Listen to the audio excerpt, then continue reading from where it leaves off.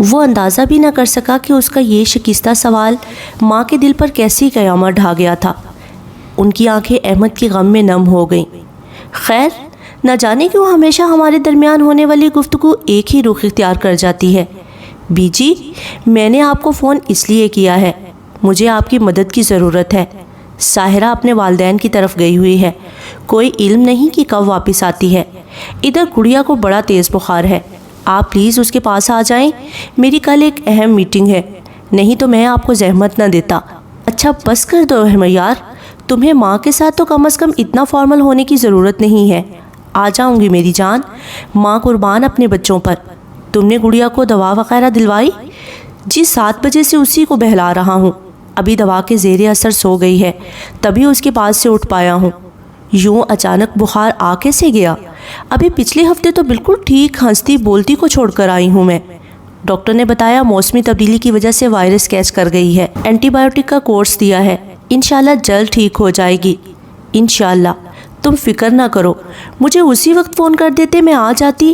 ابھی نہ تو محمد یار گھر پر ہے اور ڈرائیور بھی چلا گیا ہے۔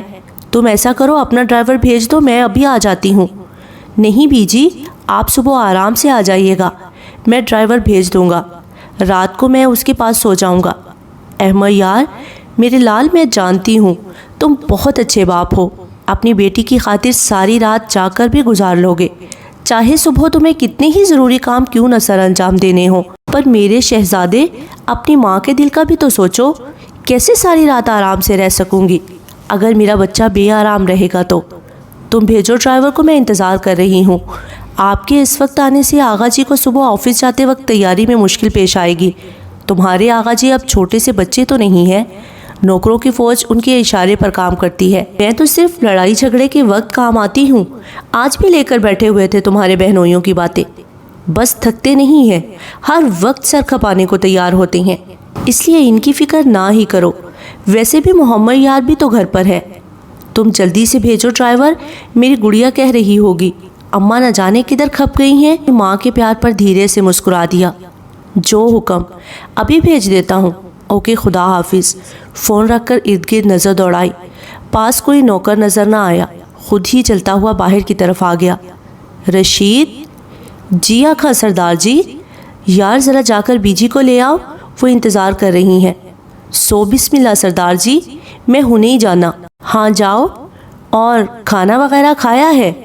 میں صدقے جاواں سردار جی، اس کھردہ کوئی نوکر کدی بھوکا نہیں ستا، میں الحمدللہ ٹکر کدے دا کھا لے آئے۔ چلو جاؤ، پھر رات گہری ہو جائے گی۔ احمد یار واپس اندر کی جانب بڑھ گیا، جبکہ رشید اسی وقت روانہ ہو گیا۔ احمد یار کو علم تھا ماں اسے رات کے 10 بجے فارمل کپڑوں میں دیکھیں گی تو انہیں اس کے آرام کی فکر نئے سرے سے لاحق ہو جائے گی، اس لیے اپنے کمرے میں آتے ہی اس نے 3 پیس سوٹ اتار کر سفید شلوار سوٹ زیب تن کر لیا۔ اس سارے عمل کے دوران اس کے چہرے پر دکھ کی گہری تحریر تھی۔ وہ کوئی ہمیشہ سے اتنا سنجیدہ اور سوچوں میں ڈوبا رہنے والا انسان تو نہیں تھا، وہ تو ایک خوبصورت زندہ دل نوجوان تھا جس کے بھرپور کہکہوں سے ان کے گھر کا ماحول زندہ سانس لیتا ہوا محسوس ہوتا تھا۔ بہنوں سے چھیڑ چھاڑ کرنا، چھوٹے بھائی کے وقتاً فوقتاً ٹانگ کھینچنا، ماں سے ڈانٹ کھانا، آغا جی سے چوری دوستوں کے ساتھ ہر سال پاکستان کی سیر کو جانا، واپسی پر خوب ڈانٹ پڑنی پر وہ سر جھکا کر ساری ڈانٹ سن لیتا۔ باپ کے سامنے زبان کو کفل لگ جاتے، پر جیسے ہی آغا جی غصہ نکال کر منظر سے ہٹتے وہ فوراً سب کے درمیان راجہ اندر بن کر بیٹھ جاتا۔ تصویروں کے ڈھیر، شہر شہر سے خرید کر لائی ہوئی سوغاتیں اور دوستوں کے لطیفے آنے والی کئی دنوں تک یہ سب گھر میں مین انٹرٹینمنٹ رہتی۔ نوشابہ چپ ہوتی تو شیبہ شروع ہو جاتی۔ بھائی بتاؤ نا، جب گاڑی پہاڑوں پر چڑھ رہی ہوتی ہے کیا تمہیں ڈر نہیں لگتا؟ وہ گردن اکڑا کر فوراً جواب دیتا، پاگل ہو کیا؟ تمہارا بھائی اللہ کے بعد آغا جی کے علاوہ کسی سے نہیں ڈرتا۔ نوشابہ اسی وقت ماں کو پمپ کروانا اپنا فرض سمجھتی۔ بی جی سن رہی ہیں، احمد یار آپ سے بالکل نہیں ڈرتا۔ ہاں تو کیوں ڈروں؟ میری بی جی کون سا کوئی باہر والی مخلوق ہے؟ نوشابہ نے دونوں کانوں کو ہاتھ لگایا۔ توبہ استغفار، احمد یار تم آغا جی کو باہر والی مخلوق کہہ رہے ہو؟ بی جی چپ کروا لیں اس ماسی سکینہ کو، ورنہ 2 لگاؤں گا، بھوتنی نہ ہو تو۔ آخر کار بی جی کی باری آئی، انہوں نے دونوں کو ڈانٹ دیا۔ تم دونوں ہی کم نہیں ہو، بہن کو ایسے بولتے ہیں؟ اور نوشابہ تمہاری بھی گز بھر لمبی زبان ہے، کتنی دفعہ کہہ چکی ہوں اس کا نام لے کر مت بات کیا کرو، وہ تم سے بڑا ہے۔ جانے دے بیجی، کون سا کوئی 100 سال بڑا ہے، 1 سال کا فرق ہے۔ میں تو اس کو ہمیشہ احمد یار ہی بولوں گی۔ کوئی نہیں، کہنے دے جو بھی کہتی ہے۔ بیجی میں اس کو چڑیل ہی بلاؤں گا۔ ایویں چڑیل بلاؤ گے؟ چڑیل ہو تمہاری کوئی ہوتی سوتی، خبردار جو مجھے ایسا بولا، جا کر سیدھا آغا جی کو بتا دوں گی۔ مہینے کی کون سی تاریخ کو دوستوں کے ساتھ مل کر فلمیں دیکھتے ہو؟ بتا دینا، آخر ایک شکایتی چوہی سے اور کیا امید کی جا سکتی ہے۔ اپنی دفعہ بھی آنا میرے پاس منہ لٹکا کر۔ احمد دیکھو بھائی نہیں، گیس پیپر بتا دو۔ آئی بڑی بلیک میلر، وہ اس کی بیچاری سی صورت کو فاتحانہ نظروں سے دیکھتے ہوئے چڑھاتا۔ نوشابہ کو اور آگ لگ جاتی اور ہر دفعہ دونوں کی یوں ہی جھڑپیں ہوتی، مگر جب دونوں کو ایک دوسرے سے کوئی کام ہوتا، ایک گھی تو دوسرا شکر ثابت ہوتا۔ احمد یار آغا جی کی سب سے پہلی اولاد تھا، اس لیے اس سے محبت اور امیدیں بھی زیادہ تھیں۔ وہ چاہے جتنا بھی لاؤبالی اور شوق رہا ہو، ماں باپ کو کبھی مایوس نہیں کیا۔ ہر سال اپنی کلاس میں بہترین رزلٹ لینا، کھیلوں میں اول آنا، تقریری مقابلے میں اپنی دھاک بیٹھانا، یہ سب اس کے کریڈٹ میں جاتا تھا۔ وہ اپنے والد صاحب کے نقش قدم پر چلتے ہوئے ملک کا سب سے قابل وکیل بننا چاہتا تھا۔ دن رات کی محنت سے اس نے باپ کا یہ خواب بھی شرمندہ تعبیر کیا۔ اس کے بعد احمد یار سے 1 سال چھوٹی نوشابہ تھی۔ خوبصورتی تو تمام بہن بھائیوں کو خاندان سے وراثت میں ملی تھی۔ وہاں چاروں میں کوئی مقابلہ نہ تھا، چاروں کے چاروں ایک دوسرے کو پیچھے چھوڑتے تھے۔ نوشابہ نے ایم اے اسلامیات اور ناظرہ کا کورس کیا تھا۔ نوشابہ چونکہ باپ کی لاڈلی رہی اس لیے موڈی تھی، پر دل کی پیاری، ایسے لوگوں میں سے جو زیادہ جتاتے نہیں مگر ہوتے سب کا خیال رکھنے والے ہیں۔ بیجی کی کڑی تربیت میں ہر کام کا ہنر سیکھا، کھانے بنانے سے کپڑے سینے پرونے تک سب کچھ۔ نوشابہ سے چھوٹی توشیبہ من موجی انسان، نرم لب و لہجے والی، سب کی پیاری، بھائیوں پر جان دینے والی، بہن کو اپنا رول ماڈل سمجھنے والی، چھوٹی چھوٹی باتوں پر رو دینے والی، بڑی سے بڑی ناراضگی ایک مسکراہٹ پر لوٹا دینے والی۔ نوشابہ کی رائے کے مطابق حد سے زیادہ کام چور، بیجی کو مسکا لگا کر پیسے بٹورنے والی، کھانے پینے کی شوقین اور کھانا بنانے سے جان جاتی۔ ایم کام کے بعد تعلیم کو خیر بات کہہ دیا۔ نوشابہ اور احمد یار کی شادیاں ایک ساتھ ہوئی تھیں، تو شیبہ کی 4 سال بعد برادری میں ہی اچھا رشتہ مل جانے پر کر دی گئی تھی۔ اب صرف محمد یار ہی رہتا تھا، جو اپنی تعلیم مکمل کرنے کے بعد باپ کی بنائی ہوئی لا فرم میں والد اور بڑے بھائی کے ساتھ ہی ایک وکیل کی حیثیت سے پریکٹس کر رہا تھا۔ دروازے پر دستک دے کر ایک 10 سالہ لڑکا اندر آیا۔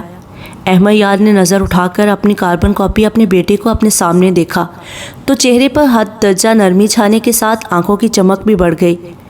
پاپا، میں نے آپ کو ڈسٹرب تو نہیں کیا؟ ارے نہیں غازی، آؤ بیٹھو، وہ خود ابھی آفس سے آیا تھا۔ بیجی نے ملازمہ کے ہاتھ چائے اس کے کمرے میں ہی بھجوا دی تھی۔ اس وقت چائے پیتے ہوئے CNN دیکھ رہا تھا۔ وہ آ کر باپ کے ساتھ صوفے پر بیٹھ گیا۔ چائے پیو گے؟ غازی نے نفی میں سر ہلایا۔ نہیں آپ پئیں، میں دودھ پی کر آ رہا ہوں۔ ہاں کیک ضرور کھاؤں گا۔ اچھا ٹھہرو، میں تمہیں نکال کر دیتا ہوں۔ احمد یار نے آلمنڈ کیک کا سلائس کاٹ کر ایک پلیٹ میں ڈالنے کے بعد بیٹے کی جانب بڑھایا، جسے اس نے تھام لیا اور ساتھ ہی بولا، میں نے ہیومن باڈی کے بارے میں کچھ فیکٹس پڑھے ہیں، آپ کے ساتھ شیئر کروں؟ اس نے پر امید نظروں سے باپ کے چہرے کو دیکھا۔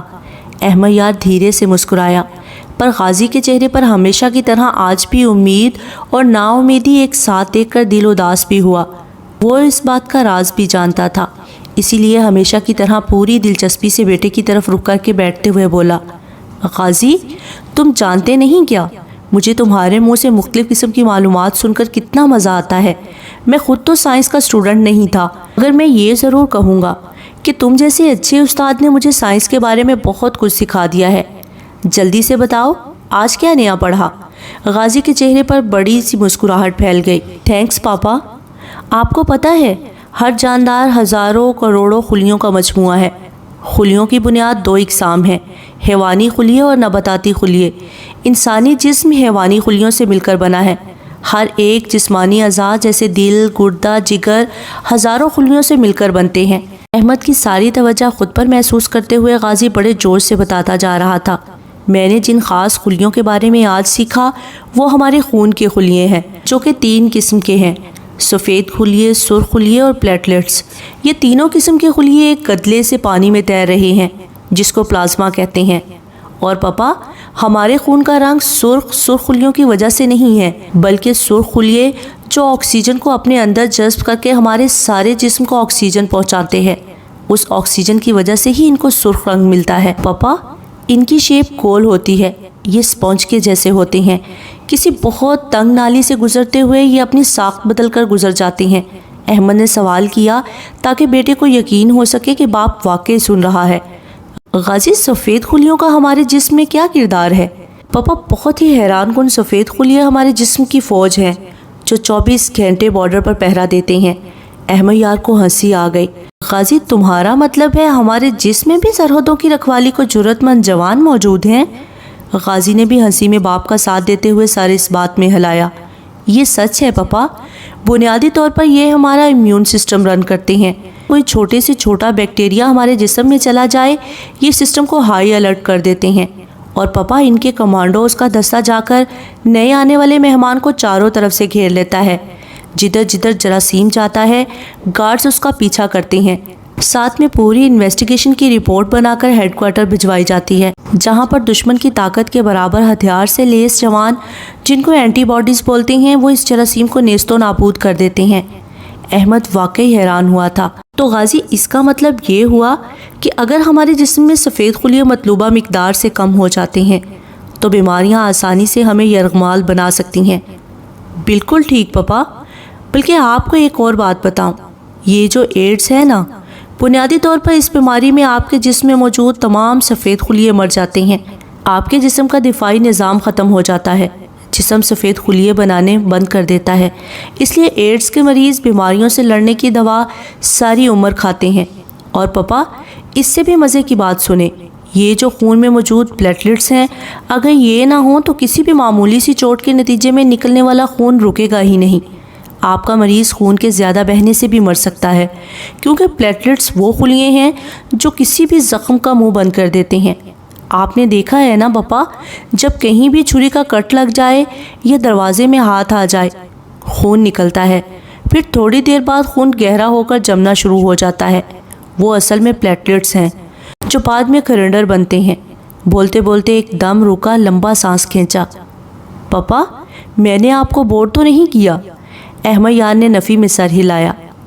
بور نہیں غازی، میں تو ہر دفعہ تمہاری باتیں سن کر بڑا فخر محسوس کرتا ہوں۔ اور جانتے ہو، جو بھی تم مجھے، اپنے چاچو یا آغا جی کو بتاتے ہو، جب آفس میں ہم لوگ باتیں کرتے ہیں تو ہمارے کلائنٹس حیران ہو جاتے ہیں۔ وہ ماننے پر تیار نہیں ہوتے کہ تم صرف 10 سال کے ہو۔ تب آغا جی بڑے فخر سے کہتے ہیں، میرا غازی جب تک 19-20 سال کا ہوگا اس نے ساری سائنس کھنگال لینی ہے، کیونکہ وہ ہر وقت سائنس میں سر دیے نظر آتا ہے۔ آغا جی تو ہیں ہی سویٹ ہارٹ، وہ میرے سے پیار بھی بہت کرتے ہیں۔ آپ کو پتا ہوگا جب وہ آخری دفعہ 7 لوگ آئے تھے، آغا جی بولے 7 چلو، تمہارا اور غازی کا مقابلہ ہوگا۔ تو نشابہ پھپھو نے منع کر دیا۔ وہ بولیں، آغا جی ہم سب جانتے ہیں غازی آپ کا ببر شیر ہے اور میرا 7 چھوٹا سا رٹے مارنے والا طوطا۔ 7 کو اپنی امی کی بات بہت بے عزتی والی لگی۔ احمد یار ہنستے ہوئے بولا، پھوپھی تمہاری کو بھی تو ایسی بات نہیں کرنی چاہیے تھی۔ 7 کو غصہ تو آنا ہی تھا، آخرکار وہ ہر سال اپنی کلاس میں ٹاپ پر آتا ہے۔ آپ کو علم ہے کہ 7 بڑا ہو کر اقوام متحدہ میں جاب کرنا چاہتا ہے؟ احمد نے بھویں اوپر اٹھاتے ہوئے کہا۔ واو، یہ تو بڑی اچھی بات ہے۔ اور تم کیا بننا چاہتے ہو؟ پاپا، ابھی صرف اتنا جانتا ہوں، میں وکیل نہیں بننے والا، شاید سائنسدان بنوں۔ احمد بیٹے کی بات پر خوش بھی ہوا اور حیران بھی، دیر تک ہنستا رہا۔ سورج ڈھلنے کی تیاری کر کے اپنا سارا ساز و سامان باندھ کر تمام عالم کو الوداعی نظروں سے دیکھ رہا تھا۔ بچھڑنے کے پل اتنے بے رحم ہوتے ہیں، ان کے اندر ایک خوف کنڈلی مار کر بیٹھا ہوتا ہے جو دل کو سچائی کے ڈنگ مار کر لہو لہان کر دیتا ہے۔ کیا ہوگا جو یہ روشنی کبھی واپس نہ آئی؟ سورج واپسی کا راستہ بھول کر نئے ملک و نگری کو نکل گیا تو پھر کیا آنے والا کل قسمت میں لکھا جا چکا ہے یا نہیں؟ کوئی یہ نہیں پوچھتا کہ کیا گزرا ہوا کل میرا تھا یا نہیں، کیونکہ جو گزر گیا ہوتا ہے امید اس سے نہیں باندھی جاتی، امید ہمیشہ آنے والے کل سے لگائی جاتی ہے۔ ساتھ ہی انسان کے دل میں رب یہ خیال اجاگر کر دیتا ہے جو اس نے کلام پاک میں لکھ رکھا ہے، تمام ستارے سیارے اپنے اپنے مقرر کیے گئے مداروں میں گھومتے ہیں جو اللہ نے ان کے لیے مقرر کر رکھے ہیں، ان میں سے کسی کی اتنی ہمت نہیں کہ وہ اللہ کی طے کردہ حدود کو پھلانگ سکے۔ یہ وعدہ یاد آتے ہی انسان پھر سے امید کی ڈوری ہاتھ میں مضبوطی سے تھام کر سارے دن کا تھکا ہارا رات کو بستر پر لیٹ کر آنکھیں موند لیتا ہے۔ اس کو علم ہے اگر با اختیار نے وعدہ کیا ہے تو کوئی طاقت ایسی ہے ہی نہیں جو اس کو اس عمل سے روک سکے، وہ اپنا وعدہ پورا کر کے رہے گا۔ اس لیے سورج ہر روز اپنے مقررہ وقت پر حاضر ہو جاتا ہے، مگر جانے سے پہلے ایک دفعہ سب کو اداس ضرور کرتا ہے، جیسے اس وقت سالے کو کیا تھا۔ بس سے اترنے کے بعد سیدھی نظر سورج کی آخری کرنوں پر پڑتے ہی پھر سے آنکھیں نم ہو گئی۔ بس اپنے پیچھے دھوئیں کے بادل چھوڑتی ہوئی آگے نکل گئی۔ سامنے تا حد نگاہ صرف پہاڑ ہی پہاڑ تھے۔ درمیان میں ایک مصروف ترین جی ٹی روڈ پر پہاڑوں کو کاٹتا ہوا ہموار سطح پر کسی پائتھن کی طرح بیٹھا ہوا نظر آتا۔ آ جاؤ زالے، کن خیالوں میں گم ہو گئی ہو؟ زینب کی آواز پر وہ چونک کر اسی جانب متوجہ ہوئی۔ تبھی وہاں پر موجود سواری مرکز نگاہ بنی۔ جیپ بما ڈرائیور حاضر تھی۔ زینب اپنا بیگ ڈگی میں پھینک کر اب جیپ کا دروازہ وا کیے اس کی منتظر تھی۔ ان دونوں کے بیٹھنے کے بعد ڈرائیور نے جیپ آگے بڑھا دی۔ زالے نے نقاب کے پیچھے سے ہی ایک نظر بیک ویو مرر سے نظر آتی ڈرائیور کی شکل کو دیکھا، جو کہ ایک بڑی عمر کا آدمی تھا جس کی داڑھی، مونچھیں، لباس، حتیٰ کہ پگڑی تک مقامی قبائلی لوگوں جیسی تھی۔ ایک دفعہ جیپ چلنے لگی تو اس کے ساتھ ریس لگا کر سورج بھی مکمل چھپ گیا۔ چاروں اور بالکل اندھیرا تھا۔ ایک پہاڑی پر چڑھنے کے بعد دور سے گھروں کی روشنیاں دکھائی دی۔ آگے نہ جانے کیسا رد عمل سامنے آنے والا تھا، نہ جانے زینب کے گھر والے کیسے تھے، وہ اس کو اپنے گھر رکنے بھی دیتے کہ نہیں۔ اگر ان لوگوں نے اسی وقت اس کو یہاں سے چلے جانے کا حکم دے دیا تو اس کے آگے مکمل اندھیرا تھا۔ ایک 60 کیا 20 واٹ کے بلب کی سی روشنی بھی نظر نہ آئی۔ آبادی تھوڑی اور نزدیک آئی اور جیپ ایک گیٹ کے سامنے رکی۔ ہارن کے جواب کے بعد دوسری طرف سے گیٹ کھول دیا گیا۔ اس کے بعد پورے 3 منٹ تک جیپ چلتی رہی، پھر رک گئی۔ زینب اس کو مخاطب کرتی اپنی طرف کا دروازہ کھول کر باہر نکل گئی۔ چلو زالے نکلو، آ گیا ہوم سویٹ ہوم۔ اطراف پر نظر جماتی زالے بھی زینب کے پیچھے ہی نکل آئی۔ ٹھنڈی ہوا کے تھپیڑوں نے استقبال کیا۔ جیپ ایک بہت بڑے گراؤنڈ نما احاطے میں رہائشی حصے کے سامنے رکی تھی۔ گراؤنڈ کے دوسرے اینڈ پر ایک اور عمارت کی روشنیاں دکھائی دے رہی تھی، مگر زالے کو زیادہ غور سے دیکھنے کا موقع نہ مل سکا۔ زینب اس کا ہاتھ تھام کر ایک طرف کو بڑھ گئی۔ چھوٹی سی باڑ عبور کرنے کے بعد گملوں سے سجی راہ گزر کر ایک لکڑی کے بھاری دروازے پر اختتام ہوا جو عین اسی وقت واہ ہوا تھا۔ ان کے سامنے ایک سفید بالوں کو سفید ہی دوپٹے میں چھپائے، سرخ و سفید نورانی چہرے پر بڑی سی گرم جوش اور خوش آمدید کہتی مسکراہٹ لیے ایک ہستی موجود تھی۔ زینب سیکنڈ کے 1000ویں حصے میں دادی شہزادی کہہ کر ان کے ساتھ لپٹ گئی۔ جھٹپٹ ان کے کتنے ہی بوسے بھی لیے۔ زینی، تمہارا بچپنا نہیں جا سکتا، چاہے ساری دنیا کو اکیلی فتح ہی کیوں نہ کراؤ۔ دادی سامنے آئی نہیں اور تم پٹڑی سے اتری نہیں۔ انہوں نے ہلکی سی مصنوعی ڈانٹ پلائی۔ اچھا آپ ڈرامے نہ کریں، مجھے جیسے علم نہیں نا کیسے میرا انتظار ہو رہا تھا۔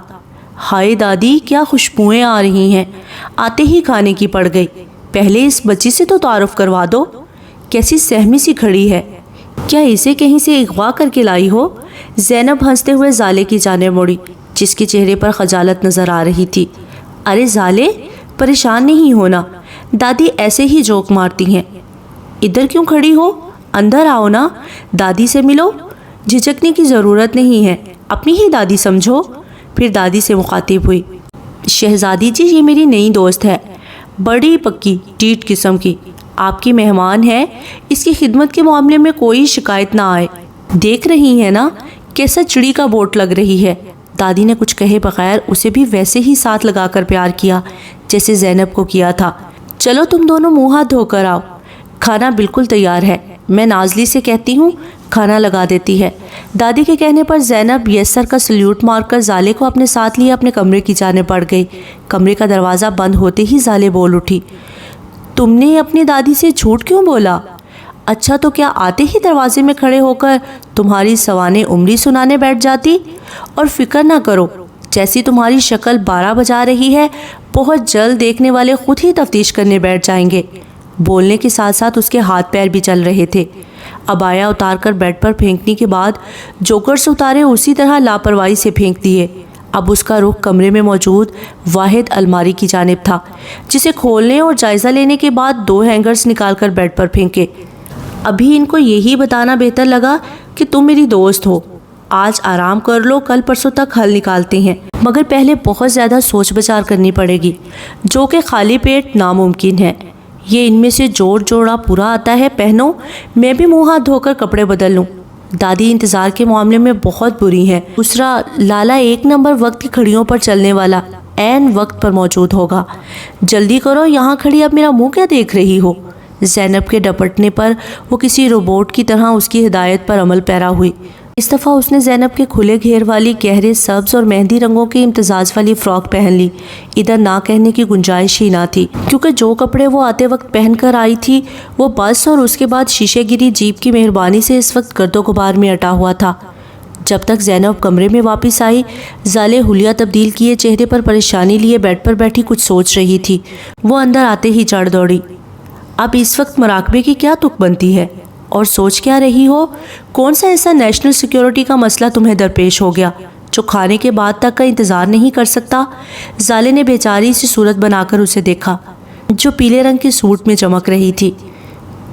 میں یہ سوچ رہی تھی کیا انہی جوتوں میں باہر جاؤں؟ اوہ، یہ تو بڑا سیریس مسئلہ ہے، نیشنل سیکیورٹی سے بھی سیریس۔ ان جوتوں میں دیکھ کر ہو سکتا ہے کہ دادی تمہیں عمر قید سنا دیں یا دفعہ 302 لگا دیں۔ آخر اتنا بڑا جرم ہے مردانہ جوتوں میں زنانہ پاؤں ڈال کر کسی بھی عورت کا تمام گھر والوں کے درمیان یوں سرے عام نظر آنا۔ تم رکو، میں تمہاری جان ایسے نہیں جانے دوں گی۔ زالے کو ہکا بکا چھوڑ کر جا کے ایک عدد زنانہ جوتے کی جوڑی لے آئی، لا کر زالے کے سامنے فرش پر پٹکی۔ چلو پہنو اور آؤ میرے ساتھ۔ قسم سے کھانے کی خوشبو نے پیٹ میں ایسا حال کر دیا ہے جیسا حال دیکھ بڑھتی دیکھ کر بچوں کا ہوتا ہے، بالکل ویسے ہی چوہے میرے پیٹ میں دھمال ڈال رہے ہیں۔ زالے چاہ کر بھی نہ کہہ پائی، جو دوپہر میں اتنا کھایا تھا وہ ہضم بھی ہو گیا۔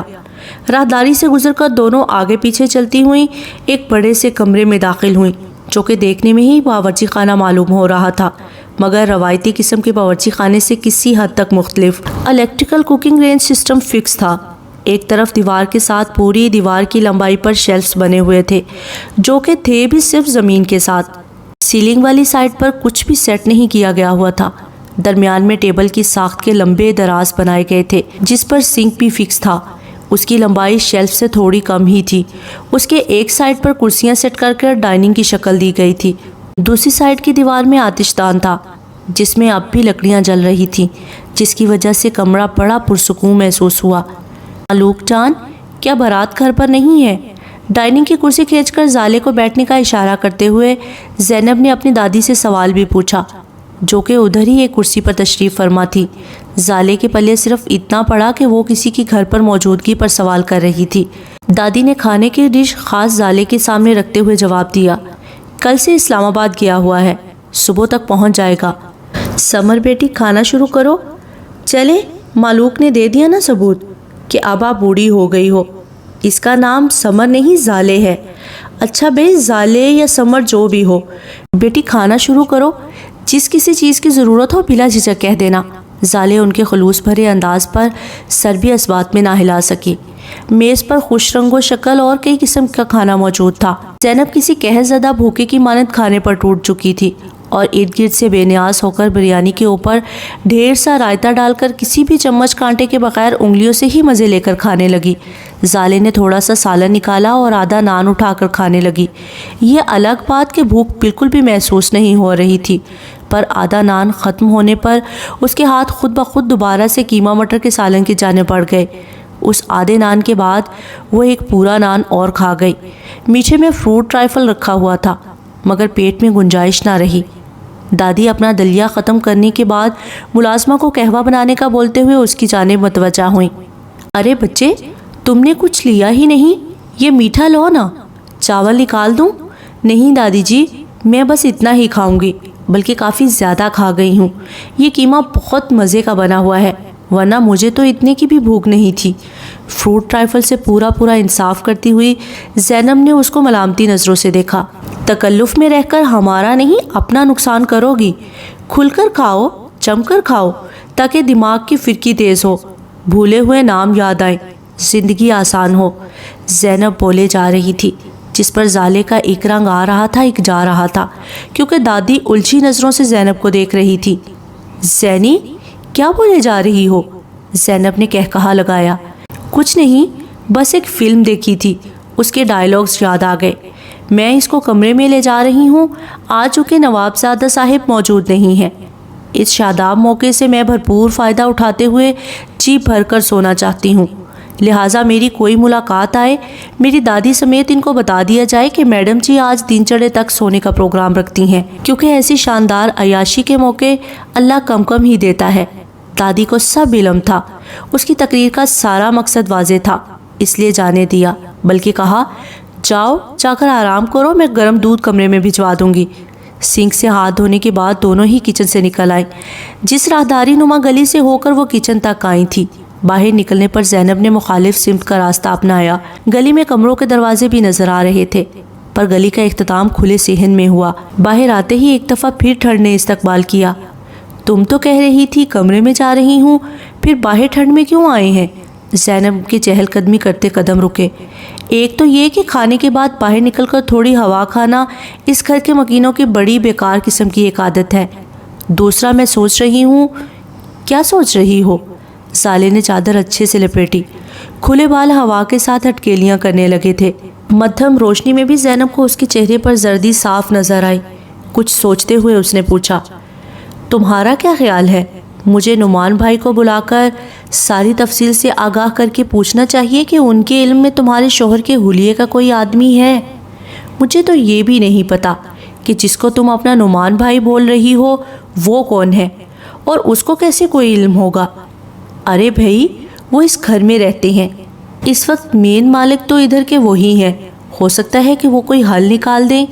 دیکھ لو، یہ نہ ہو تمہارا بھائی سیدھے جا کر پولیس میں شکایت کر دے، میرے لیے بڑی مشکل ہو جائے گی۔ زینب، جو بھی قدم لینا پلیز سوچ سمجھ کر لینا، میرا کزن پہلے ہی میرے خون کا پیاسا ہوگا۔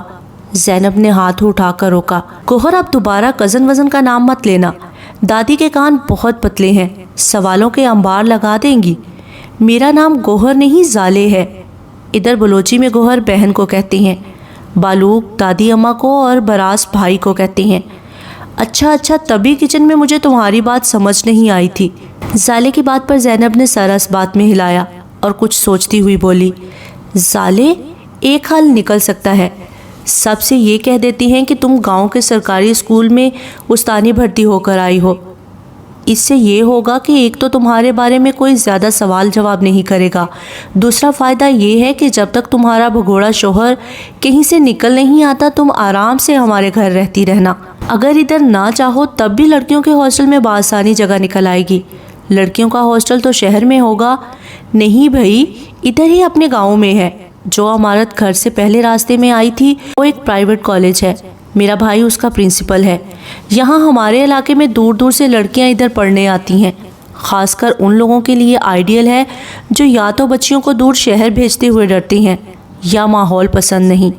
کالج تو ہیں مگر معیار کا کوئی بھی نہ تھا، اب تو 5 سال ہو گئے، تعداد بھی کافی بن چکی ہے۔ ایک ایڈوانٹیج یہ بھی ہے کہ یہ کالج آرمی کے انڈر ہے، اس لیے بھی لوگ پسند کرتے ہیں۔ دونوں کا رخ واپس اندر کی جانب تھا۔ زالے اس کو سنتے ہوئے خاموشی سے چلتی رہی۔ کمرے کا دروازہ بند کرنے کے بعد مری ہوئی آواز میں بولی، زینب، ہاسٹل میں رہنے کے لیے کرایہ وغیرہ دینا پڑتا ہے، میری صورتحال ہر زاویے سے تم پر روشن ہے۔ امی کا زیور بھی اس کی گاڑی میں بھول گئی، وہی پاس ہوتا تو بیچ کر گزارا کر لیتی، یہ مسئلہ تو میں ابھی حل کیے دیتی ہوں۔ یہ بول کر زینب اپنی الماری کی جانب گئی۔ زالے بیڈ سائڈ کرسی پر براجمان ہو کر اندازے لگانے میں مصروف رہی۔ زینب مڑی تو ہاتھ میں ہزار کے کئی کرنسی نوٹ تھے۔ یہ اپنے پاس رکھو۔ زالے انکاری ہو گئی۔ میں یہ نہیں لے سکتی زینب، پہلے ہی میں تم پر بوجھ بن گئی ہوں۔ گوہر جان، میرا نہیں خیال کہ اس وقت اس قسم کے جذباتی بیان سے مسئلے کا حل نکل کر ہمارے سامنے ناچنے لگے گا۔ ورنہ میں بھی کوئی 2-4 ڈائلاگز مار ہی دیتی۔ یہ رقم میری ذاتی ہے، دادی امی یا بھائی اس کے بارے میں نہیں جانتے۔ قرضہ سمجھ سکتی ہو۔ اچھا اب رونے بیٹھ جاؤ، میں یہاں دل و جان سے راتوں رات کوئی حل نکالنے کے بارے میں سوچ سوچ کر ہلکان ہوتی ہوں۔ تم آرام سے بیٹھ کر آنسو بہاؤ۔ ایک دفعہ وہ الو کا پٹھا ہاتھ لگ جائے نا جو تمہیں یوں الو بنا گیا ہے۔ ویسے سالے یہ بھی تو ہو سکتا ہے کہ چھٹیاں ختم ہوتے ہی کہیں سے نکل آئے، یا یہ بھی تو ہو سکتا ہے کہ جلدی میں شادی ہوئی اب گھر والوں کو منانے گیا ہو۔ ہاں ہمیں صرف نیگیٹو نہیں سوچنا چاہیے، ہو سکتا ہے واپس آ رہا ہو مگر کسی حادثے کا شکار ہو گیا ہو، وغیرہ وغیرہ وغیرہ۔ کتنی زیادہ باتیں فرض کی جا سکتی ہیں۔ کمرے میں یہاں سے وہاں پھیرے لگاتے ہوئے بولے جا رہی تھی۔ زالے نے دوپٹے کے پلو سے آنکھیں رگڑی، تبھی وہ دھب سے زالے کے ساتھ والی کرسی پر گری۔ زالے ایک آئیڈیا ہے، کیوں نہ ہم دادی کو سارا سچ تھوڑا جھوٹ ملا کر مدد مانگ لیں۔ اگر تم گاؤں کے استانی بھی بنو تب بھی ہمیں مضبوط بیک چاہیے ہوگی، اور دادی کا سارے گاؤں میں روب ہے۔ بھائی کے سوالوں کو بھی دیکھ لیں گی، اس کے متبادل اگر بھائی سے مدد مانگے تو سارا سچ منو ان اگلنا پڑے گا، اور جیسا وہ آدمی ہے یہاں پنچایتوں میں فیصلے دیتا ہے، ہمارے گاؤں کے سرداروں میں سے عمر میں سب سے چھوٹا اور زبان کا سب سے بڑا ہے، اس سے کوئی بعید نہیں، تمہیں سیدھا لے جا کر تمہارے کزن کے حوالے کرائے۔ زینب تم میری جان نکال لو گی، پہلے تو تم نے کہا تھا تمہارا بھائی ہماری مدد کرے گا، اب کچھ اور کہہ رہی ہو۔ ارے کوہر جان، انسان کو ہر پہلو پر سوچنا چاہیے، ایویں اندھا دھند قدم نہیں اٹھانا چاہیے۔ وچ آئی مس سے اسی قسم کے جذباتی پن کا نتیجہ اس وقت بھگت رہی ہو۔ چلو اٹھو، دادی کی عدالت میں چلتے ہیں، نہیں تو وہ سو جائیں گی، کل بھائی واپس ہوگا، موقع ابھی ہے، اٹھو۔ اس کے کھینچ کر اٹھانے پر زالے ہاتھ میں تھامے روپے وہیں دراز میں ڈالتی اس کے ساتھ ہو لی، اور کوئی چارہ بھی تو نہ تھا۔ راستے میں زینب نے حکم دیا، تم مت بولنا، سارا بولنے کا کام میرا ہے، تم بس دادی پوچھے تو منڈی ہلا دینا، اور ہاں رونا بالکل نہیں، استانی لگوا دوں گی، بچوں کو پڑھا لو گی، تعلیم تو تمہاری میں نے پوچھی ہی نہیں، میں نے MBBS کیا ہوا ہے۔ زینب کو اپنی سماعت پر شک ہوا، کیا کہا ہے؟ اس دفعہ وہ ذرا اونچا بولی۔ زینب کے قدم رک گئے تھے اور وہ حیرت سے منہ پھاڑ کر اس کو سر تپا دیکھ رہی تھی۔ کیا مذاق کر رہی ہو؟ زالے خواہ مخواہ شرمندہ ہو گئی۔ نہیں، سچ کہہ رہی ہوں، اسی سال ہاؤس جاب مکمل ہوئی تھی۔ اتنی چھوٹی سی عمر میں تم ڈاکٹر کیسے بنی؟ یہ تم اب انسلٹ کر رہی ہو، میری عمر 26.5 سال ہے۔ زینب کا منہ مزید واہ ہو گیا۔ نہ کرو، تم میرے سے عمر میں بڑی نہیں ہو سکتی ہو، جبکہ لگ مجھ سے 4 سال چھوٹی رہی ہو۔ مجھے سارے کزن یہ تانا مارتے ہیں، بڈھی ہو گئی ہو، ابھی تک یونیورسٹی ختم نہیں کی، کیونکہ چھوٹی عمر میں بڑا بیمار رہتی تھی۔ ادھر ہمارے گاؤں میں دادی کی کئی دوست کہتی ہیں بچی کا زندہ بچنا معجزہ ہی ہے، اس لیے شروع کے سال پڑھائی بے نام ہی رہی۔ یہ تو جب بھائی کے ہاتھ لگی تب سے اب تک اللہ جانتا ہے جو اس بے رحم انسان نے ایک دن بھی ٹک کر کہیں بیٹھنے دیا ہو۔ خیر خلاصہ یہ ہے، مس زالے بندی متاثر ہوئی ہے، ہاتھ ملاؤ۔ بے اختیار مسکراتے ہوئے زالے نے اپنا ہاتھ آگے بڑھایا، جسے تھام کر زینب نے زور سے بھیج کر 2-4 جھٹکے دیے۔ دونوں ہنستے ہوئے آگے بڑھ گئی۔ ایک جھٹکے سے دروازہ کھولا گیا تھا جو کہ پوری قوت سے جا دیوار سے ٹکرایا۔ جائے نماز پر بیٹھی سکینہ بی بی نے دل پر ہاتھ رکھ کر گردن موڑ کر آنے والی آفت کو دیکھا۔ گھر میں بچے تو ہوتے نہیں تھے، جہاں زیادہ تر خاموشی کا راز رہتا ہو وہاں اتنی بے ترتیبی چونکانے کا باعث ہی بنتی ہے، مگر سامنے اپنی نازو پلی بیٹی کو غم و غصے کی تصویر بنی کھڑی دیکھ کر ان کا دل نئے سرے سے دہل گیا۔ ان کا دھیان گڑیا کی جانب چلا گیا۔ سارو، ایسے کیوں کھڑی ہو؟ گڑیا کی طبیعت تو ٹھیک ہے نا؟ جواب میں وہ اپنے بل بل بہتے آنسوؤں کو سیدھے ہاتھ کی ہتھیلی سے صاف کرتی ہوئی آگے آئی، ہاتھ میں پکڑا پاؤچ وہیں بیڈ پر پھینکتے ہوئے ایک ایک کر کے جوتے کے سٹریپ کھولنے کے بعد انہیں بھی وہیں فرش پر بے ترتیبی سے پھینک دیا۔ خود جا کر ماں کے سامنے بیٹھ گئی۔ آپ اتنی نیک ہیں، کیا کبھی اپنے رب کے سامنے اپنی بیٹی کے لیے ہاتھ نہیں اٹھائے؟ اگر نہیں تو کیوں نہیں امی؟ کیوں؟ اور اگر میرے لیے دعائیں کرتی رہی ہیں تو قبول کیوں نہیں ہوئی؟ میں بے مراد کیوں رہی ہوں؟ ساحرہ، یہ دیکھو میرے بندھے ہوئے ہاتھ، تمہیں میرے سفید سر کا واسطہ، سراب کے پیچھے بھاگنا چھوڑ دو۔ اللہ کی مرضی سے انحراف کرنے والے کبھی بامراد نہیں ہوتے۔ تمہارے بیٹے کا فون آیا تھا، गुड़िया को बुखार है। जा मेरी बेटी, मत मेरी तरबियत पर कीचड़ उछाल। क्या तुझे अपनी औलाद की मोहब्बत भी बेदार नहीं करती? आपने कभी मेरे दिल में झांक कर देखा हो तो आपको मेरी तकलीफ़ का अंदाज़ा होता। माँ, मैंने सारी ज़िंदगी धूप में जलते गुजार दी, मैं कैसे किसी के लिए आराम का बाइस बनूं? जानती हैं, अभी इन आंखों से उसको देख कर आ रही हूँ। वो मेरा नहीं रहा अम्मी, उसके साथ एक औरत और बच्ची थी। अगर इस तरह मेरे दिल को चीरना मकसूद था तो अल्लाह उसको कभी मेरे सामने लाता ही ना। अब कैसे जीऊँ ये सोच सोच कर कि वो किसी और को उन आंखों से देखता होगा जिन आंखों में मेरी मोहब्बत बसती थी। वो उसकी दिन रात की साथी होगी। अस्तगफिरुल्लाह बोल साहिरा, अस्तगफिरुल्लाह। तू शादीशुदा औरत है, तेरे बच्चे हैं, तेरा वजूद सर से पैर तक तेरे शौहर की मलकियत है। अच्छी बीवी नहीं बनी हो, अच्छी माँ नहीं बनी हो, पर अच्छी बंदी ही बन जाओ। वो मुनाफिकों को पसंद नहीं करता, उनके लिए उसने बड़ा निचला दर्जा कायम कर रखा है। बेईमानों को वो पसंद नहीं करता जो दूसरों की अमानतों के अमीन ना हो। वो कामिल ईमान वाले कैसे हो सकते हैं? बंदा बंदे से वफादारी ना करे साहिरा, पर रब से तो बेवफाई ना करे। मुझे ये रोक देकर कब्र में मत उतारना कि मेरी बेटी मेरा खून मेरा दूध पीकर बड़ी होने वाली ईमान के अदना दर्जे से भी खारिज रही। माँ, तीन की बात तब दिल तक जाती है अगर पेट भरा हुआ हो और दिल खिला हुआ हो। नहीं सारू, सिर्फ बंजर ज़मीन पर हरियाली नहीं उगती, बाकी तो सख्त से सख्त पहाड़ पर भी धूल मिट्टी जमा होकर बैठ जाए तो कुछ न कुछ झाड़ियाँ ही सही पर उग आती हैं। क्या तू उन पत्थरों से भी गई गुजरी है? मुझे ये समझ नहीं आ रही कि वो आज अचानक इतने सालों बाद मेरे सामने आ गया। तब क्यों नहीं मिला जब मैं उसकी तलाश में गलियों गलियों खाक छानती रही। जीने मरने के वादे मेरे साथ करके आज किसी और का शौहर कैसे बन गया? पर ये मेरी गलतफहमी भी तो हो सकती है। हो सकता है कि वो कोई रिश्तेदार वगैरह हो, मुझे उससे राब्ता करना चाहिए। अभी उसकी बात पूरी भी ना हुई थी कि सकीना बीबी ने एक ज़ोरदार थप्पड़ बेटी के गाल पर जड़ दिया। खबरदार जो तूने अपने पुराने करतूत दोबारा से शुरू किए। जिस ख़ानदान की तू बहू है वो लोग तुझे ज़िंदा ज़मीन में गाड़ देंगे। अगर तेरे बाप को इल्म हुआ तो वो भी अब की दफ़ा तुझे दूसरा मौका नहीं देगा। अपने कदमों को बुराई की तरफ जाने से तो पिछले 10 सालों से नहीं रोक पाई। तेरा शहजादे जैसा बेटा है। अरे कैसी नाबीनी है तू, तुझे हीरे की पहचान ही नहीं। तू एक माँ है, एक बीवी है, तू कैसे किसी गैर मर्द के इश्क में आहें भरती है? बेचारे माँ बाप के बुढ़ापे का ही ख्याल कर ले। मैं अकेली तुम सब का ख्याल करूं, बाप का, भाई का, माँ का, शोहर का और औलाद का। तुम लोगों पर कुछ फ़र्ज़ नहीं है। मैं यहाँ दिन रात जल रही हूँ। मैंने मोहब्बत की है, गुनाह तो नहीं किया। मुझसे मत लड़ें कि मैं अपने शोहर और बच्चों की बजाय किसी और से मोहब्बत क्यों करती हूँ, बल्कि अपने अल्लाह से लड़ें। उसने क्यों मेरे दिल में उन लोगों की मोहब्बत डाली ही नहीं? मेरे शोहर की शक्ल देखकर मुझे कह आती है, हालांकि वो ऐसा मर्द है, गाड़ी में जा रहे हों तो सड़क पर औरतें लड़कियां मुड़ मुड़ कर उसको देख रही होती हैं, पर मुझे उसकी शक्ल से घिन आती है। इसमें मेरा तो कोई कसूर नहीं है जो मेरे दिल में उसकी कोई जगह ना बन सकी।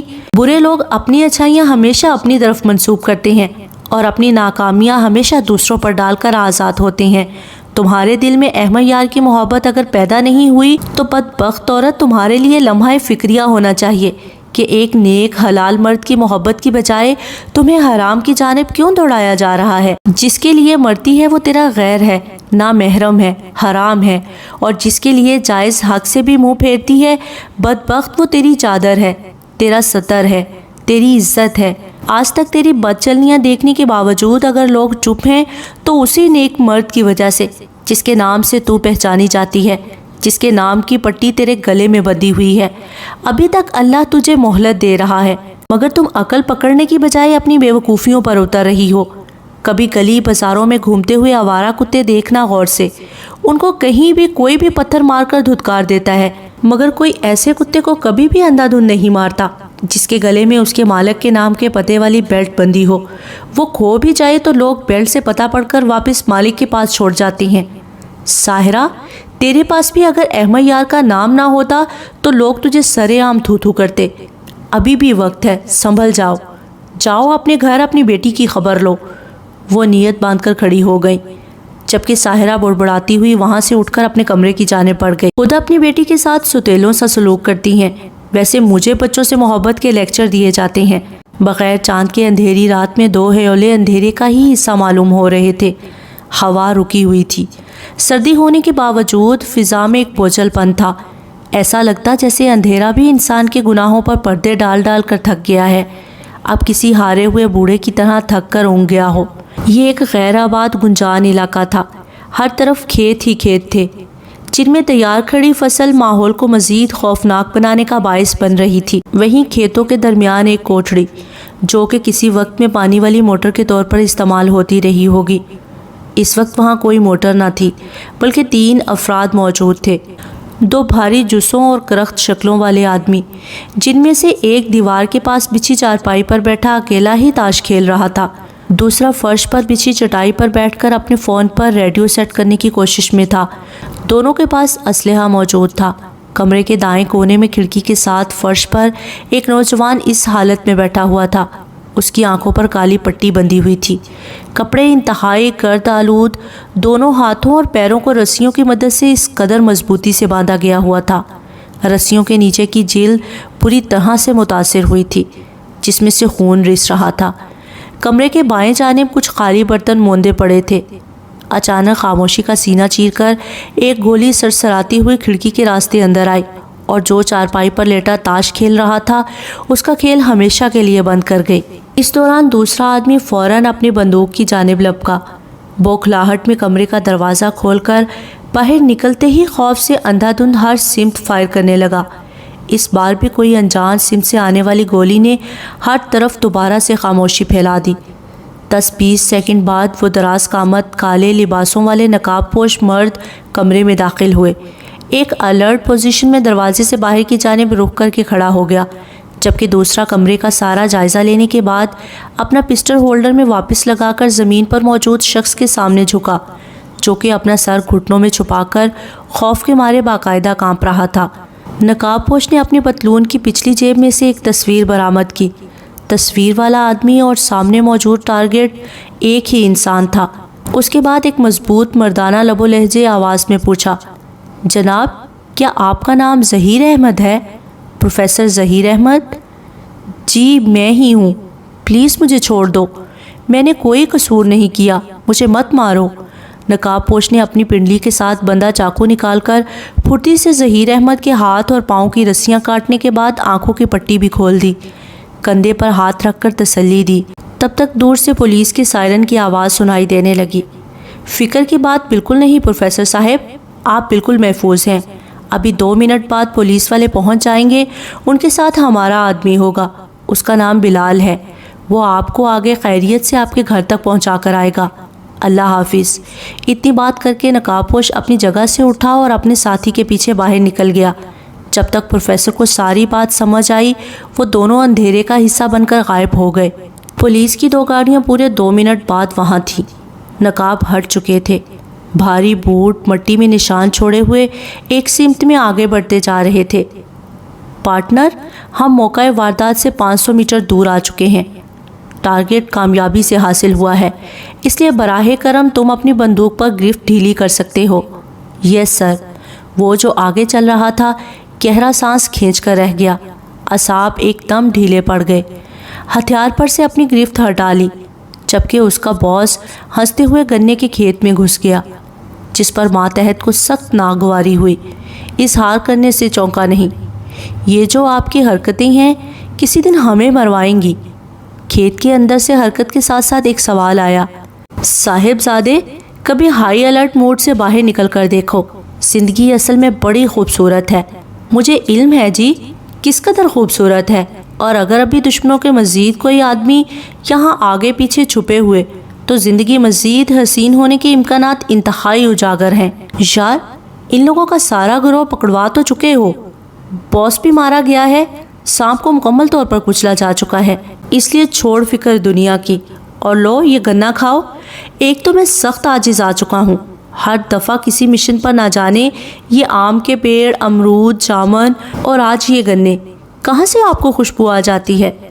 بھئی تم ہوئے جلے سڑے مزاج کے آدمی، تمہیں سوائے بارود کے اور کسی چیز کی خوشبو آتی جو نہیں ہے۔ ویسے ایک بات بتاؤ، وہ خود پگ ڈنڈی پر اس دفعہ اس کے آگے چل رہے تھے، جو کہ تھوڑی دیر پہلے والی کوفت بھلا کر گنا کھا رہا تھا۔ یہ جو لاہور والی خبروں کے مطابق وہاں سے تم ایک لڑکی سمیت فرار ہوئے تھے، وہ لڑکی کدھر ہے؟ میری سمجھ سے باہر ہے کہ آپ کیا پوچھ رہے ہیں۔ کمال ہے، کیا تم خبریں نہیں دیکھتے سنتے؟ یار ایک منسٹر کے بیٹے کو اس کی شادی والے روز جب باتھ روم میں کسی زہریلی چیز نے ڈس لیا، جسم پر کسی قسم کا کوئی نشان نہیں پایا گیا، مگر زہر اس قدر تیز تھا بندہ موقع پر ہی مر گیا۔ منسٹر صاحب نیم پاگل ہو گئے ہیں۔ مزے کی بات یہ ہے کہ دلہا مر گیا پر دلہن بھی غائب ہے۔ کچھ تجزیہ نگاروں کا یہ بھی کہنا ہے جب دلہا مر گیا تو دلہن کو وہاں سے ہٹانا نہیں چاہیے تھا۔ اب سارا واقعہ ایک ایکسیڈنٹ کی بجائے ایک کرائم سین بن گیا ہے۔ کئی ٹی وی چینلز بھی یہ کہہ رہی ہیں کہ لڑکی نے اپنے شناسہ کے ساتھ فرار ہونے سے پہلے اپنے کزن اور ہونے والے شوہر کو زہر دیا ہے۔ سر آپ کی اینڈ والی بات بوگس ہے۔ میں خبروں پر گہری نظر رکھے ہوئے ہوں، کہیں بھی کسی بھی چینل پر لڑکی کا ذکر نہیں آیا ہے۔ لڑکی غائب ہوئی یا نہیں یہ بات خاندان والوں نے باہر لیک ہونے نہیں دی، اور جہاں تک رہی لڑکی کو غائب کر کے کرائم سین بنانے والی بات، تو سر ایسا سوچ سمجھ کر ہی کیا گیا ہے تاکہ اس کے باپ کو علم ہو سکے۔ 15 سال پہلے کیا گیا وعدہ پورا کیا جا چکا ہے۔ تم یہ بھول گئے کہ ہم لوگ اب ذاتیات کے لیے لڑنا چھوڑ چکے ہیں۔ ہاں مگر پرانے قرض سر پر لے کر پھرنا مجھے پسند نہیں سر۔ میری زندگی کا مقصد یہ انتقام تھا۔ الحمدللہ اب میں سرخرو ہوں۔ اس لڑکی کو کہاں چھوڑا ہے؟ اس کا مستقبل کیا ہوگا؟ ایک بات تو پکی ہو گئی کہ آپ میری جاسوسی کرنا بند نہیں کر سکتے۔